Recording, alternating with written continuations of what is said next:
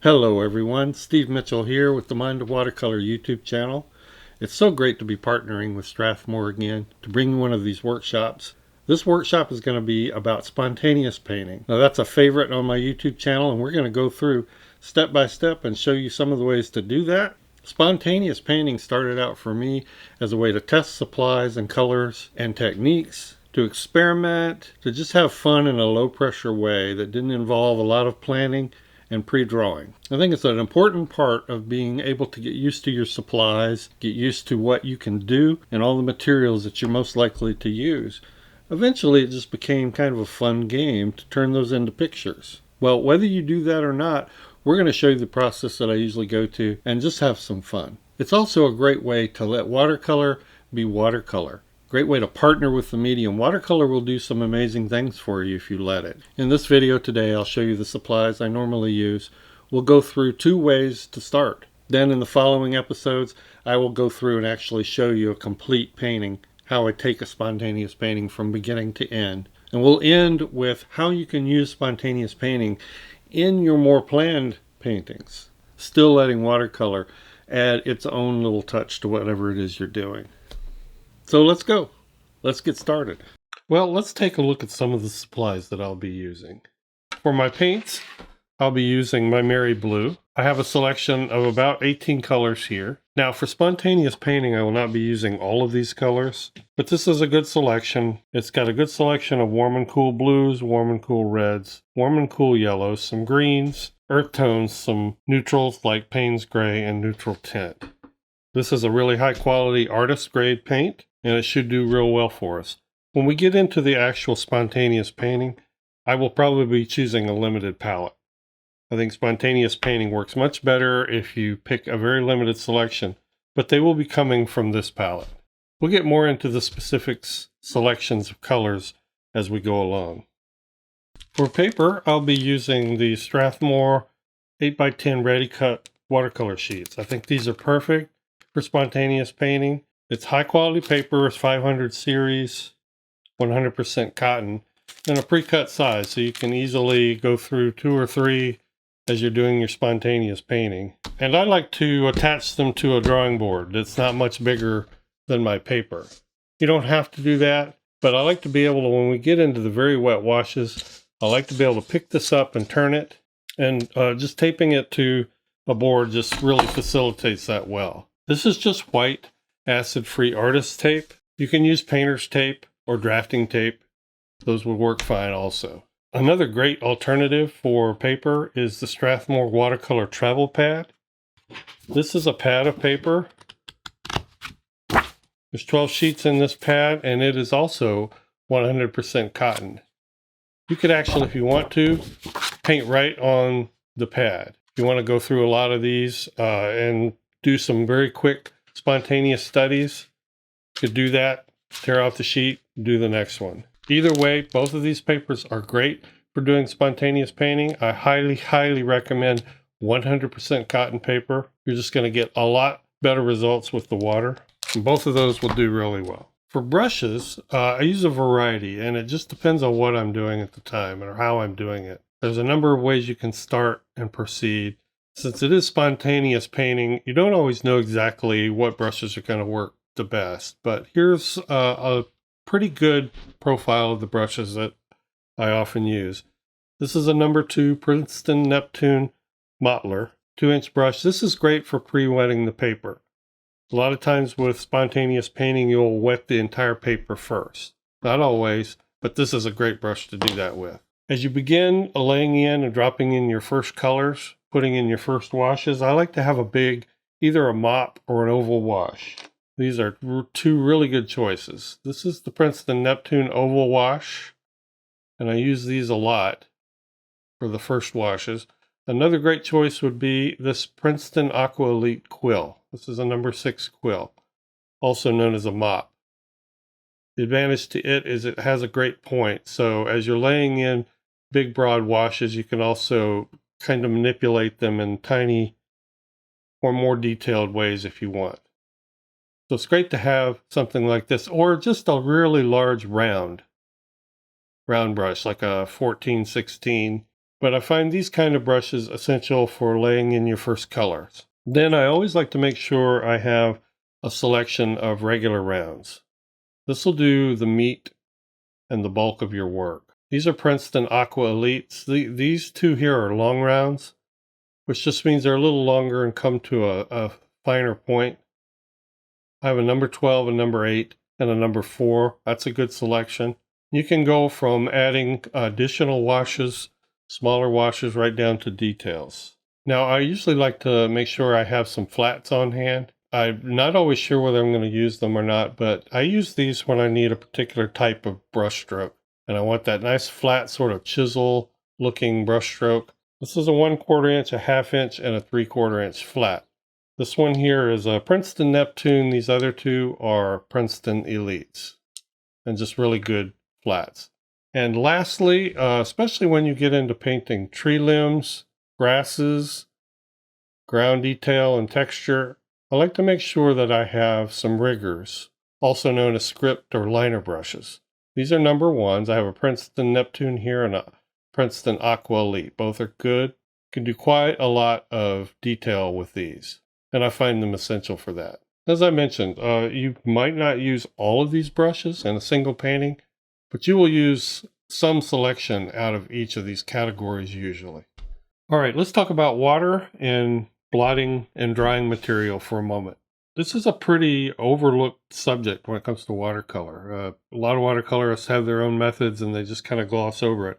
I'm going to tell you mine. And especially when it comes to spontaneous painting, you're going to use a lot of water at times, and you're going to want to change the water drastically at times. So first of all, basics, have plenty of water. I recommend 2 water containers. They don't have to be anything fancy, but I recommend 2 containers, so you always have one that's clean and one where you can wash out your brush. And the bigger the better.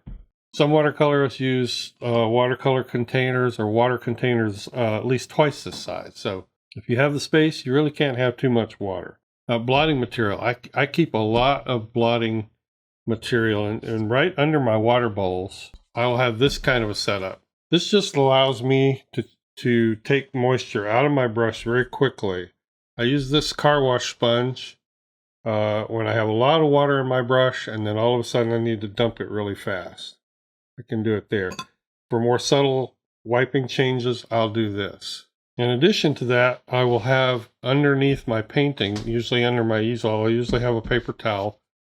That's just great for checking to see if there's color in your brush or how much color is in your brush.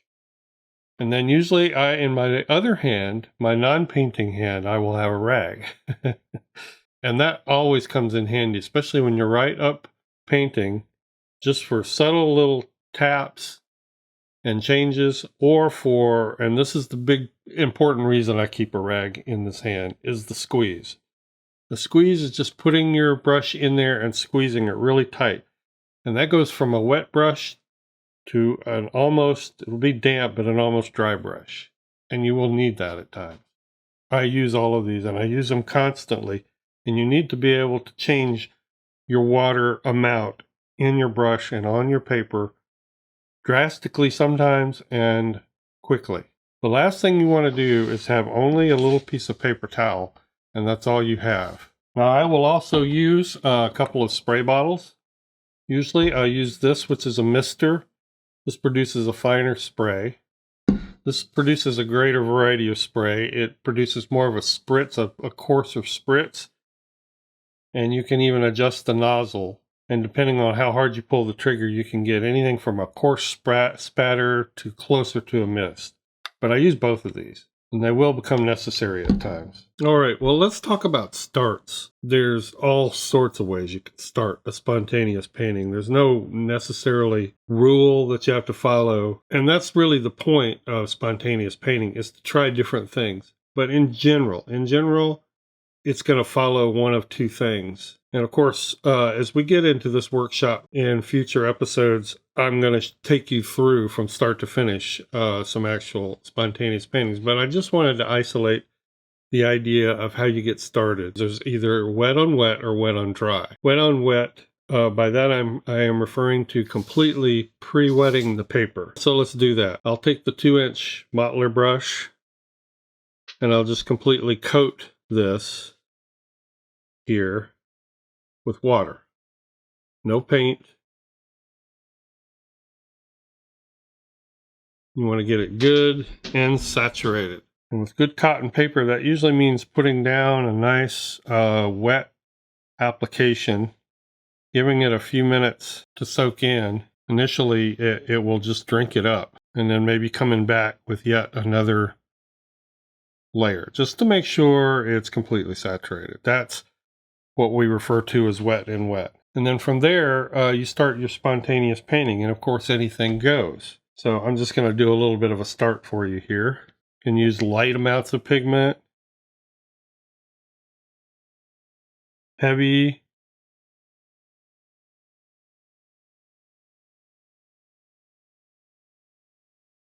and this is where you start playing.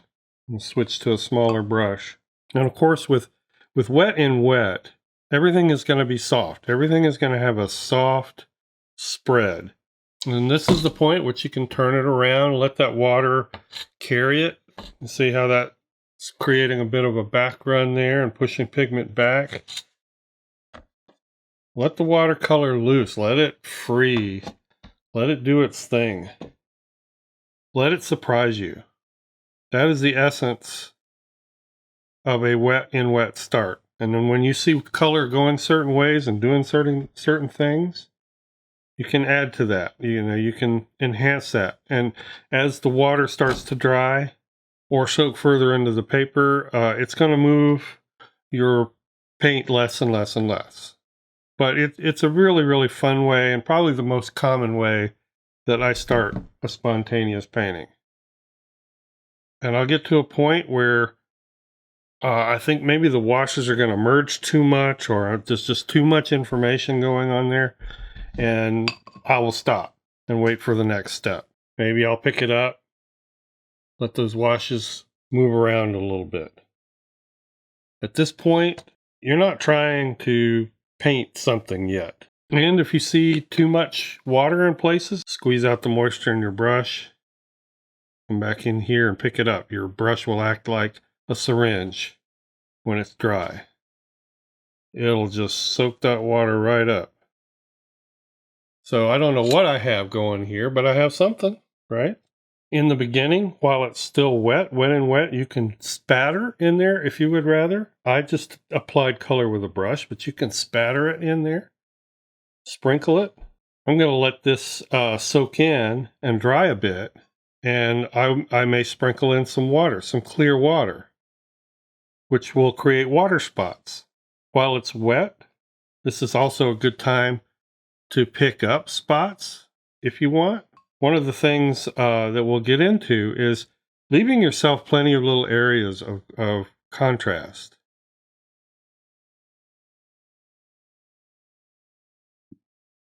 Little bright areas. To do that, your brush has got to be much drier than the paper. Keep that in mind. You can add water, but then if you want to pick up anything, your water or your brush has to be free of paint and excess water. This is all good to do while it's wet. This is all part of the wet and wet process. And I love seeing some of these little areas develop on their own. So I've got distinct shapes creating themselves. Now, again, a word about the wet and wet process, and that is if you use too much water and you use too much paint, everything is just going to merge together. And this is a common problem. So if you find yourself doing this and you say, well, mine just turned into a blob. Well, it's probably because you got too much water in there and the water just took over and merged it all together. I've got a nice group of shapes here that have developed, something that I think I can probably work with. And at this point, the paper is still damp. So what I think I'm going to do is take a round. I'm going to take just some plain water, and I'm going to spatter some plain water in here. What should happen is in places, it's going to create water spots. And we have something really interesting going on here. And we're just going to let this dry. All right, so in start technique number 2, we start out with dry paper. And just as with the wet and wet, there's lots of ways to do that. There's probably more ways to do wet on dry paper. The first, the most obvious, is just paint. Wet paint on dry paper. But usually, very quickly, I want to try to get some water on the paper. So one of the things I like to do is use this spray bottle, just barely open, and squirting spatter. And you'll see it'll start to pull paint out in directions. So you get paint movement like you do in the wet and wet. But the thing about wet paint on dry paper is that you get a lot more hard edges. Now, I like that a lot of times because I like the negative shapes that it creates. I like doing vignettes. And then after you get some of that spatter on the paper and you put paint in there, it'll go into those little spatter areas and start creeping outward. I think that's the coolest thing. But just like with wet and wet, you want to make sure you're not getting too much paint and water on the paper, or it'll all just sort of meld together. And because you do get so many edges and texture in here, you can spend some time while it's wet going in there and diffusing out some of those that you don't want, connecting areas, just in case it gets too busy, you know. But I like to get paint kind of traveling down these little rivulets that the spatter creates. And that's something you have to do on dry paper. You can add a few more. Just, you know, sufficient warning that you don't want to get too much water on the paper. And if you want to make an area soft, if you have too many edges, just kind of hold your hand over an area and get your mister, which puts out a mist, finer mist. And you can just soften those areas. And then you get an effect that's very much like the wet and wet.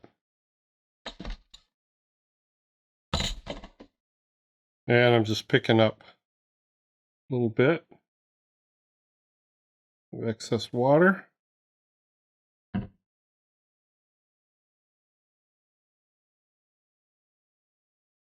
But now I have a sort of a soft, misty area up here in this section.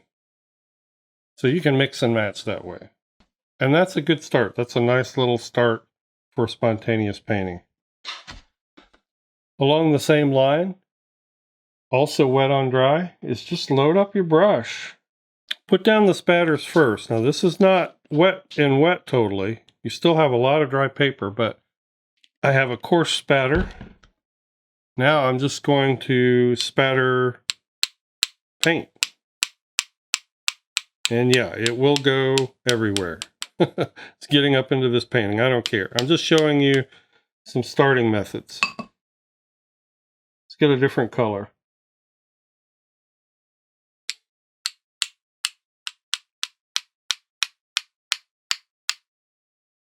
Another thing you can do is, with a loaded up brush, is treat it like an eyedropper and just go squeeze the bristles. Put big drops down. May have to load it up a couple times. Let it move around. If it's not moving around enough, hit it with some more spatter. I've got all those colors kind of melding together, so I'm going to pick up some of this water before I get too much on there. But again, we have mostly dry paper. Reduce our water so we don't just have one big amalgamated mess. Very important to manage your water. It's something that a lot of beginners just don't do. They just paint with one amount of water, and 9 times out of 10, it's too much water. But so many ways you can go about the wet on dry. Squeeze out my brush here. Maybe I'll pick up some paint, so I have some bright areas. But you can see that watercolor itself in this stage has done about 75% of the work in painting a scene for you. And if you're going to do spontaneous paintings, Just try experimenting with those two general methods. Completely pre-wetting your paper, do a few that way. Applying paint to dry paper, do a few that way. And these go really quick, so you can actually have several starts ready to go before you start the detail painting. And these are very kaleidoscopic, so I may have a few too many colors in here.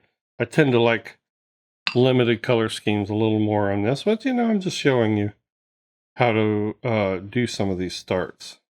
And there'll be a lot in the detail and the fleshing out phase that you can do to sort of connect broader shapes, unify areas so it's not quite so chaotic. But that'll be the subject of our next two videos. We're going to actually get into taking spontaneous paintings from start to finish. Alright, so those are a couple of starting methods you can experiment with. Those things alone will help you get a little more used to watercolor if you're not. And you can go ahead and be experimenting even with those start methods. But in the next episode, we'll take start method number 1 and take you through a spontaneous painting the way I do it from start to finish. So I hope you'll join me in the next episode.